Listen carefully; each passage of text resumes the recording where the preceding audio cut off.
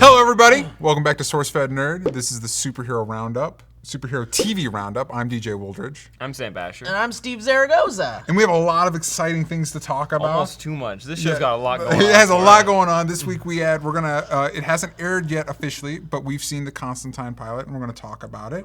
We're also going to... You say Constantine, I say Constantine. Yeah, and they say Constantine in the show. I say Doctor Who, but American style. Yes. Yeah. And the Avengers trailer came out. We're going to talk about that a little bit later. We're going to talk about it later. We're going to talk about Gotham, Agents of S.H.I.E.L.D., Arrow, and Flash. But to join us to talk about Constantine is Steve Zaragoza. Yeah, that's my name. Yep. Thank you for having me here on this program. Being here. I'm very excited to be here because you guys know how much I love superhero stuff and comic book stuff. I'm all on board. I heard you really like Spider-Man. I love the character Spider-Man. I'm working on my own adaptation of the character. You should show us that a little bit later. Yeah, we'll see. I'm not ready to unveil it yet. But we've watched the Constantine pilot early. Yes. We got a chance to. Yeah, we saw it a while ago. Yeah. And I hear there's some changes from the one that we saw. But the one you see tonight, it's going to air Friday on NBC. Okay. So the one you see tonight might be different than the one we saw. But either way, we're going to avoid spoilers. Yes. Okay. But what did we see? It's okay. It is. I want to watch it more than I want to watch Gotham, and I haven't watched Gotham. I haven't watched Gotham either. Yeah. He's the only person to watch Gotham. I have zero time. I gotta watch Gotham. I gotta watch. You don't gotta watch Gotham. I gotta watch Arrow. Yes, that Arrow's you should good. watch. Arrow's yes. worth, and the Flash is worth it. Yeah. But Constantine, Gotham, you can. It's just gonna be DVR filler. Well, here's what I want to say about Constantine really quick. Is normally when I watch the pilot for something, it's never good. No, the only show I've watched that's pilot is one of its best episodes is Walking Dead. And that's because I actually agree. I Yeah. think the Walking Dead pilot is fantastic. Yeah. It's like classic Frank Darabont amazingness, and it's like it gives you hope for the whole series. Unfortunately, it kind of has a lot of ups and downs. But and that's another show I haven't caught up on. But another show where the pilot was beautiful and amazing and masterful was the Lost pilot. The Lost pilot is just Lost pilot was very good. mind-blowing. But you're right. Amazing. Typically, pilots are not pilots that are no great. good. In fact, I saw the Arrow pilot at Comic-Con years ago, and I was just like, this is really bad. Yeah. And I wanted nothing to do with it, but now I hear the show is taking off. Oh, Yeah, it is. It It felt really like picks up. when the pilot for Arrow felt like Smallville, but they took out all the cool powers. Yeah. And so you're like, oh, I don't want. But with Constantine, it's like I'm right on the fence with it because I love the character. I loved the movie, which I know is kind of like the movie. It's very great. different, but it's like Batman Returns. It's Right. not necessarily a great Batman movie, but it's an awesome Tim Burton movie. Yes, yes, and I think it's creepy enough, and the themes of the movie are kind of cool enough to keep it going. But with the series, I'm right in the middle. I'm like, not a horrible pilot, not a really great pilot. It didn't grab me. It has like an NBC feel to it. Yes, you know, it's Hannibal, very you were saying, TV. I've seen pieces of Hannibal, and it has like, it doesn't feel like you're watching an NBC show. Hannibal Yes. feels like it's right. It's almost True Detective. Yeah, material. it has like, they put Hannibal's a lot of really effort good. into it. Yeah. But they shoot Constantine in a way that's different from the other superhero shows, but it's very like in this like niche NBC type style. I don't know how to explain it, Yeah, but it maybe just you seems like understand. TV. I Yeah, think the it's- best example of it is Constantine himself has. He's perfectly disheveled. Yeah. like it's I almost. feel- It feels like a superhero costume. It also- doesn't feel like something a human being would wear. His collar to me seemed like some costume designer inserted like those wires that allow you to bend a thing perfectly, so that even if he turned this way quick and was in a fight, Right it would be It perfectly. would just block remain. bullet. Yeah, it would just I be feel like perfect. his shirt should have some stains, and his jacket should look like he's worn it for years. Let's wait. We'll see Yeah. a couple more episodes in. Maybe he'll get a little chilly on it. The or one thing, the one thing that would keep me watching the pilot is that I will not spoil it, but for DC fanboys, there is an homage, a very specific homage to another DC character that got me very excited. And I'm excited that we live in a time, because it used to be with shows like, if you go all the way back to the Lou Ferrigno Hulk show, if you go back to Eve Smallville, there's not, or at least early Smallville, later Smallville, there's a lot of no references to outside characters. It's very, and I like that we live in a world now where everything can be referenced. Like, sure, yeah. And I think people want that. Like, people want references. Throw them at me, but don't make them too obvious. Otherwise, it's gonna be like because I hear Gotham's. Yeah, Gotham. If you take out the Batman influence of Gotham, you have nothing but a black hole. Oh, yeah, the show does not function maybe beyond I its shouldn't references. watch it then. Don't. I do like in Constantine that there's a lot of. I mean, is it spoilers? The actors are a lot from Lost. Like, there's a lot of Lost actors in it. I don't know their names. Harold Henry. Harold Perrineau or something. Yeah, who played Perrineau? Michael and Daniel. Right? Is that his name? Daniel Faraday in the show, but his name is shit. There's a picture of him on the screen right now. And his name's probably right here too. Sure. Yeah. But I agree. The actors, the acting was cool, but I hear there's a lot of things changing from what we saw that they showed at Comic-Con. Yeah, the supporting girl changed. And I think they're writing her out of the show because she did not. It was as well received with people that watched. I thought she was great. She was cute, and she kind of had that flair, and I feel like she would have, like, we couldn't help but kind of all agree that it felt like they were trying to do like a Doctor Who type thing. Yeah, it very much feels like an American... Like an American Doctor Who, but... with demons. We have, so we kind of have the companion character with that girl. I don't know if they're going to end up replacing that girl, or if they're going to cut out that character completely, or if maybe they thought it was too Doctor Who, and maybe there shouldn't be a companion or something. I know in the report that she was being written out, they're including a character from the Constantine comics. Okay. She fell flat. She felt very ABC Family to me. Like in a show that's supposed to be darker. Paint by numbers pilot. She's basically the audience character, and she's definitely the character that's like, I don't understand anything. You have to explain everything to me, which brings the exposition nicely into the show, where Constantine knows everything, and he has to explain everything, and that's why the audience feels comfortable with what's happening. So you need a character like that. So I just don't know how they could have changed that character. Yeah. That's true. I did like how they made her important with her her dad. Not too many spoilers, but with her lineage. Yeah, her lineage. It did make it interesting that it contrasted with Constantine's powers, if he has powers. Also, the Constantine story is already pretty fucked up. Like, there's already some pretty intense themes going on. Like I know in the comics, he definitely makes a really big mistake, and now there's like a little girl stuck in hell. Yeah. And that's awful. Yeah, and like the hell in the comics is horrifying. And so it's like really terrifying stuff. So you imagine this little girl stuck in hell,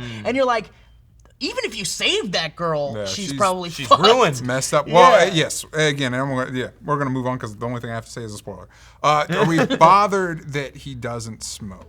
Yeah. Well, you never see him smoke. You see him putting out a cigarette. So the point is that you never see him smoke, but he still smokes. I think it was a conscious choice from the network to not, glorify smoking habits. Which is weird to me. It's weird to me. I'm gonna not to get on a soapbox, but it's weird to me. Our culture, on our shows, we can have people shot to death with guns, right? Yeah. Or demons possessing people. But you can't have people smoking because cigarettes kill people. So I'm pretty guns sure bullets do. Yeah, exactly. I'm pretty sure an arrow, at least 5 people an episode die from arrows. And it's just a weird. It's just a weird like what we find acceptable and not acceptable and appropriate and not appropriate is weird to me. And I feel like overall, what you guys think? That's a thing with the character. I mean, you see him pull out a Zippo lighter every once in a while. It's like, what do you just think that's cool or something? To have a Zippo lighter? He does look cool. I mean, he does look cool, but he looks a little too perfectly cool. Yeah. But overall. It's like someone was saying cosplay as me. Yeah. Like every time you saw him, you're like, here's how you can. We're gonna provide where we got the clothes at the end of the episode, so you can cosplay as Constantine. For me, I think it's a solid C. It's fine. Yeah. I'm gonna watch the next few. The same thing I do with every show that has a semi-interesting pilot. I will watch a few more episodes, and then if it's not interesting, I will probably let it go. I'm gonna go by word of mouth on this one. I can't. I have zero time to keep up with shows like this in the first place. There are shows that I would love to prioritize right now that I just can't. So until someone tells me this show is amazing, you need to watch it, I'm gonna skip this one. I think I'll marathon it when it's finished, unless again there's something like really big that happens, or they get a really cool actor in there. It's not for me. But not a bad pilot. No. Yeah. So now what we're going to do is, Sam and I have watched Gotham, he's watched Agents of S.H.I.E.L.D., we've watched Arrow and Flash. We're going to talk about those a little bit, and Steve's going to come back in a minute to talk about Avengers trailer. All right, so now that Steve's out of here, we can talk about the other TV shows that aren't premiering tonight. Watched the next episode of Gotham. Oh, tell me about it. Tell me if it got any better, because I you know what? doubt It might have marginally got better, but here's the thing: this show cannot exist. It's completely smothered in the shadow of Batman. Like it has not. Is the boy still in it? Yeah, and he's the only character. Young Bruce Wayne and Alfred are the best parts of the show because he's the only one with a discernible like motivation. Like we've seen his motivation. Gordon's supposed to be like cleaning up the city. Yeah, but we don't know why. We don't know why with any of the characters. We don't have any of the motivation or the reasoning why Penguin wants to be a crime boss, or why Commissioner Gordon wants to be a hero cop, or why Harvey Bullock doesn't give a shit about anything. Like we don't. There's just so you can't invest in the characters because they're just filling roles. Whereas Bruce Wayne, we've seen his motivation. His parents were gunned down, and so that at least driving his arc. But I think the best thing the show could do is get him the fuck out of the mansion. At the end of the episode, they had him at some sort of Wayne Gala thing, but he's acting like old Bruce Wayne. Like, tell me about how the child is. He's like acting like why? Tell me how Wayne Enterprises is being run and all this other stuff. And it's like, get the kid into school. Why isn't he at school? He's a kid. I know his parents were just shot, but get him into school. Like seriously, he's supposed to be smart. If they should be educated. Yeah, if they had him in school, then you could start having that Batman double life. Like, and they said in Batman Begins, like maybe if you start pretending to have a normal life, you'll actually have some fun while doing it. Like you can have some of that dynamic there. It's just the show needs some motivation. It needs to understand because it shouldn't. It's basically like the superhero version of Mad Libs.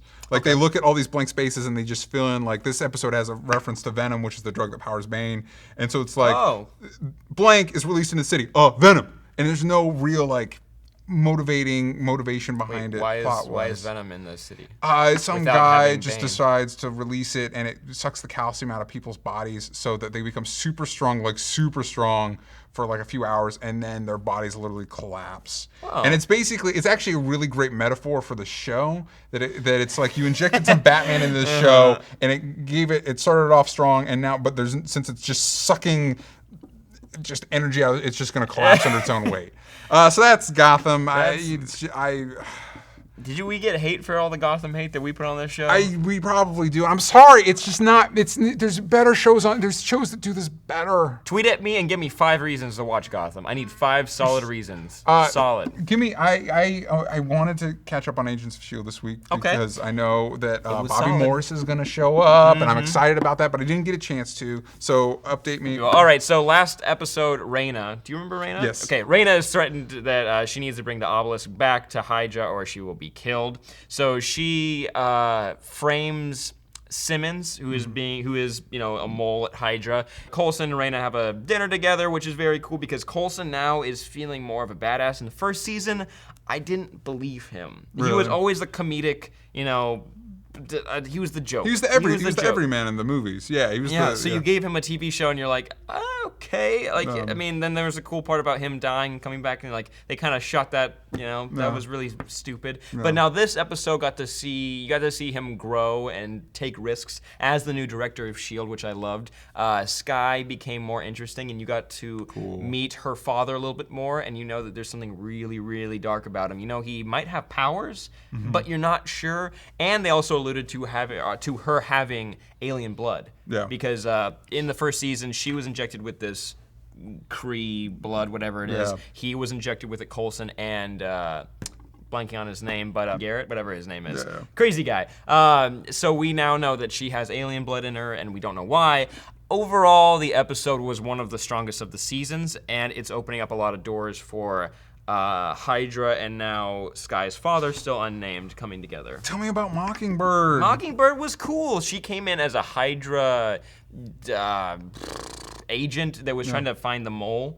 And then at the very end, she's like, oh, just kidding, I'm going to save you, Simmons. And then they whiz off, and you find out the British guy on the show. Yeah. I should know these characters. Lance Hunter. Lance Hunter and her had a thing together, and that's how Lance actually got to be on the S.H.I.E.L.D. team.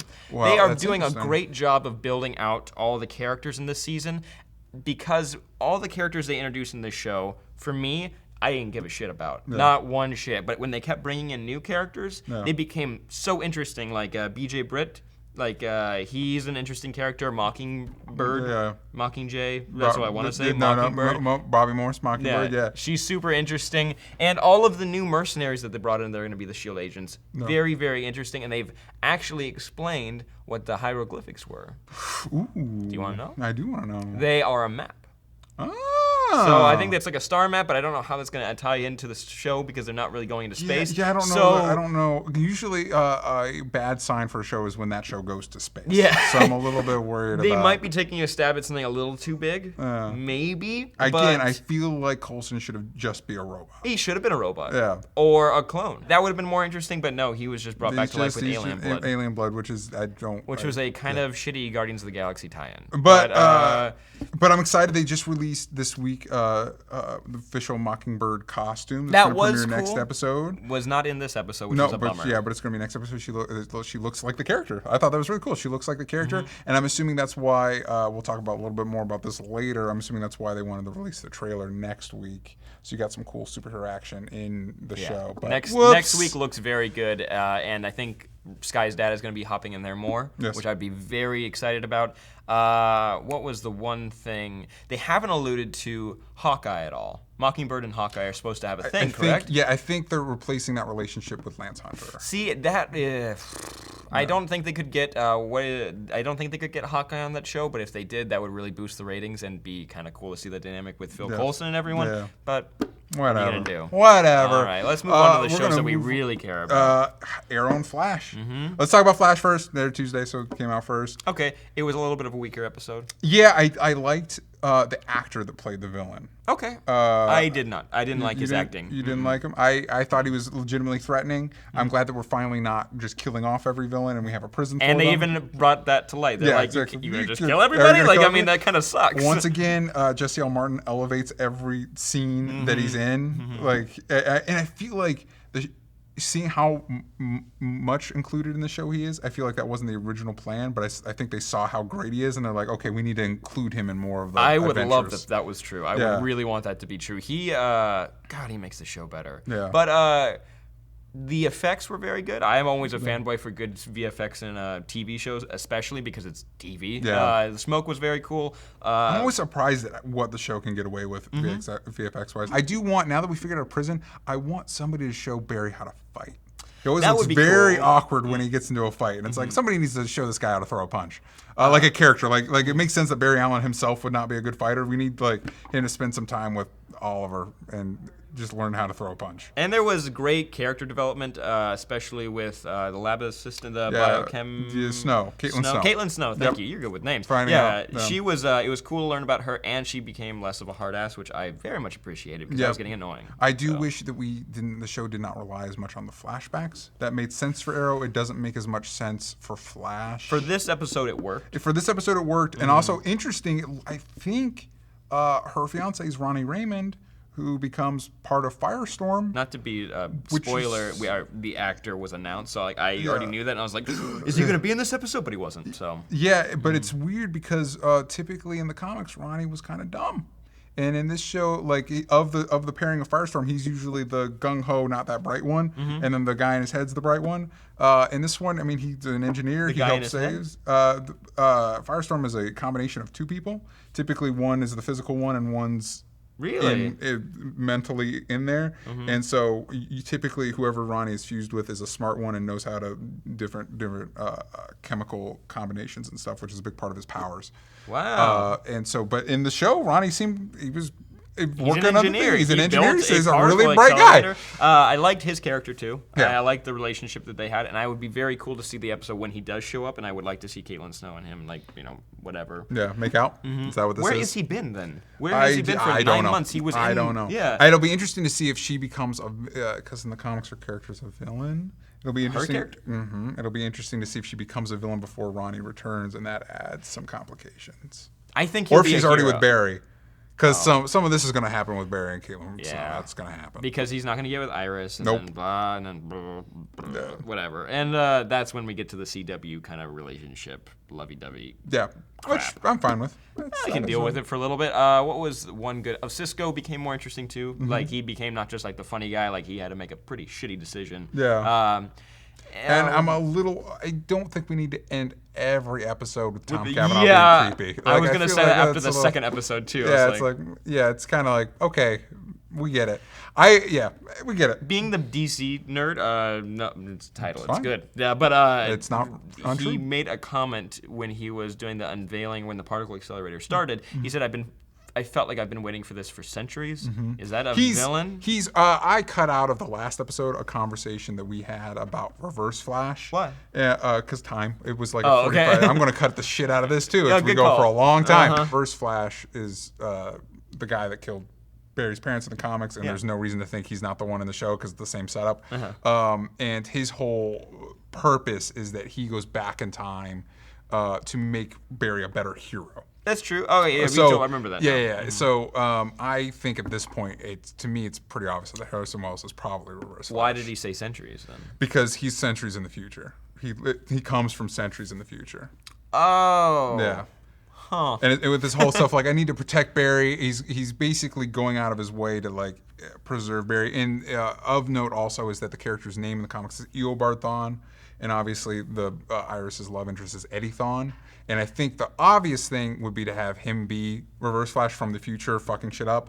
But I felt the same way about Tommy Merlin in Arrow, and so I feel like that's a misleading. About what? That he was being set up to be the Merlin from the comics and everything, and so I feel like Eddie's just gonna be his ancestor from the past. Man, and last note, he needs to become more interesting quick. Yeah. I do not care about him at all. He could die. Like I would be fine. Yeah, he probably will. Don't worry about it. Yeah, but he has to have a kid though. He has to have a kid. So that if your theory holds to be water, true. Yeah.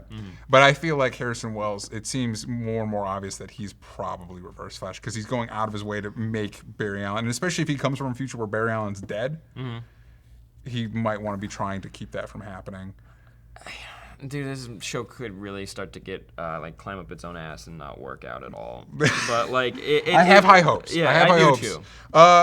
To a show that really is gotten a lot better over the seasons is Arrow, and another great episode. And I also like the CSI Miami filter throughout the whole thing. Exactly. I like how how do you convince the audience that they're in some sort of South American and not place? Vancouver? You spray a little water on their face so they always glisten a little bit like they're sweating, and you change the filter to a hot orange, and suddenly you're in South America. Wow, we're anywhere below the equator. That's so cool. But which, by the way, the place that they're in, which was called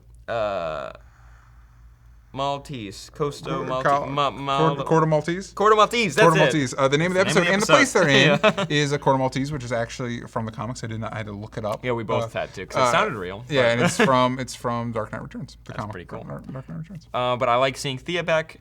God, she's pretty. Got a great haircut. Yeah, the haircut works for her, and everybody on the show felt the need to comment on it. We did have flashbacks, actually. Oh, nice hair. We did. I completely forgot, but it was all Thea. Oh, Thea's were the flashbacks. We had flashbacks, duh. The flashbacks were so well integrated this episode, we didn't even realize we were getting flashbacks. Just know all of her flashbacks. All of her flashbacks, which is interesting because I feel like they did a good job exploring all the relationships, which the show does really well, and Gotham needs more of his interpersonal relationships. But also, I thought it was a little bit easy for Malcolm to let Thea go back. There's a reason. Yeah, I think she's a sleeper agent. I don't know about sleep. That would be cool. Yeah. I would appreciate that because, I mean, they haven't done that yet. I feel like there's probably some sort of code he's going to whisper to her and then she's going to start murdering everybody. Or she's going to uncover something and be like, oh, run back to Merlin. Yeah. Which I thought was also interesting that a character called her Mia. Yeah, I didn't know she was under that name, which is the name of one of the Speedies from the comics. That Speedy was HIV positive. Hopefully Thea doesn't end up being HIV positive. Why did they throw that into the comics? Well... Was it in the 80s? No, it was in the 90s. It was in the early 2000s. I mean, good role model. But anyway, okay. The other big thing is Laurel is now on her way to becoming Black Canary. God, I like her a lot more. Yeah, she's so much more interesting now. Season 2 and kind of Season 1 Laurel I did not like. I'm like, I get that she has hardships. Like, they definitely built her up to be, like, super weak. Yeah. And now she is, like, being a badass. Like, she has this fire inside of her. I'm like, yes, explore that. And I like the introduction of her trainer, which is Ted Grant, who is Wildcat from the comics. I wish the character is a classic Golden Age character, and so typically in the comics he trained Black Canary, but he's older. So I kind of wish he was older, but then I just realized in the comics they have a relationship too, and it looks like the show's setting them up. And I don't need creepy old man hitting on a young girl. So maybe it's fine. I'm glad they made him young. Never mind. She's super cool. I'm gonna just keep waiting for Roy to become more interesting this season. I at least had things to do, and we had Diggle had things to do. It was a big episode for the sidekicks. I felt like Thea, Roy, and Diggle. Diggle's great. He's in such prime spot to be killed off right now. It really worries me. I hope not, because he's become. You already killed somebody off though. Yeah, he's become less essential now that Arrow has the whole team around him. Like when it was just Diggle, like he was a lot more essential. Please don't kill him off. Creators of the show Arrow, the hit TV show. Kid, or don't kill off his wife too. Too many women die to make guys have to give guys pathos. Don't do that. I don't know. I like what's her name? Not Talia, but who's the other Al Ghul? Nisa Al Ghul. Yeah, she's back. She's back, and she's super pissed. Understandably so. I don't know how that's gonna be resolved. Wait, next week's episode 4, right? Is it? Ra's al Ghul's supposed to show up. Oh. So that'll be interesting. Okay. I'm okay with that. Yeah. The show still hasn't had like a clear line of what they're going to do. Who the villain's going to be. I feel like, even though she hasn't been seen, I feel like the villain this season has to be Waller. Because we're really establishing how bad she is. And also, as Ray Palmer was looking through stuff, we saw OMAC. And you explained that to me, which is pretty cool. Yes, it's kind of complicated. I don't know an easy way to explain it, but it's connected to a thing called Brother Eye, which is basically like a global. It's basically Skynet. It's DC's equivalent of Skynet. That it was created to like as a global protection thing for weapons and shit, and then it gets a mind of its own, and it's very bad. Ooh, what if it's a league of villains? What if it's a team of villains? What if Spider-Man shows up? What if DC makes a deal with Sony and has Spider-Man show up? Not on the Avengers, but he sure will be on Arrow. Speaking of Avengers, Steve! Get back here. We need to talk about the Avengers trailer. Hey, thanks for having me back. Steve's back. Oh, hey. It's almost like he never left. Hey. So we're going to talk about the Age of Ultron trailer. Ooh. What do we think? So what happened? Okay. It leaked, and then Marvel was like, Marvel had a great plan to get people to come over to Agents of S.H.I.E.L.D. because Agents of S.H.I.E.L.D. is actually pretty solid this season. We've talked about that. We've talked about that, but they're like, okay, we'll get viewers. We'll have the Age of Ultron trailer next week, Oh, and like man. get excited. You got a week to get ready, and set some time aside with the family, and then sit down and watch it. But wait a second, somebody got a hold of a really, really low res version of it and got it out, and I think a few thousand people saw it, and Marvel was like, you know what?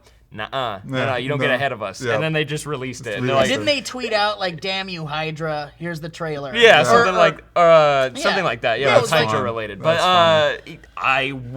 I almost cried. Wait, so it was supposed to come out next week? Yes. Yeah. During the Agents of S.H.I.E.L.D. And it would have been a big episode too with the Mockingbird thing that we're talking about. But anyway, neither here nor there. Well, what do we think of the trailer? Now they're gonna have to show a Guardians of the Galaxy 2 trailer next or week. Ant-Man shows up in the back, and they're like, Paul shit, Rudd. we gotta get someone to watch this. What do we think of the trailer though? I thought it was cool. I mean, it was more than I thought they were gonna show us. Yeah.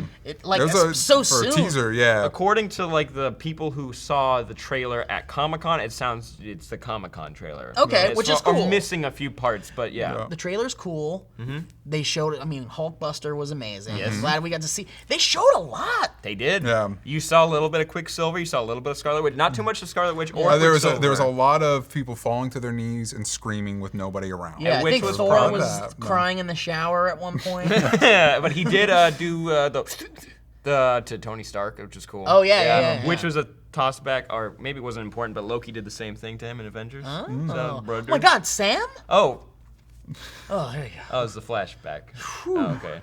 I like James Spader's voice as Ultron. Yeah, it's creepy. And I think the scene of him, it looked like an old busted Iron Man armor holding another old busted Iron Man armor and talking through it. That seems legitimately threatening. It's a little weird to me that they're, like, oh man, this great friendship that we forged over years is now going to be ruined, and this whole Avengers thing is going to end in the second movie. It's like, I didn't get that. I got that like this, we might all die. I got that feeling a lot. And that somebody maybe like Hawkeye might die because he kind of has been pushed aside. And I don't know how sad I'd be if Hawkeye died. No, because you also feel like there's ways for him to come back anyway. Yeah, and they'll do it. Yeah, it's interesting to me. I'm interested to see where all this stuff goes. I mean, it looks like we can't have an Avengers movie without them fighting each other. Right. Well, we see the Hulk and Iron Man fighting. Down. Which I'm wondering is if because the Hulk is a crazy, uncontrollable. But I'm wondering if that's playing with our expectations, and maybe it's Ultron controlling the Hulkbuster armor. Ooh, that's cool. I can't help but feel like,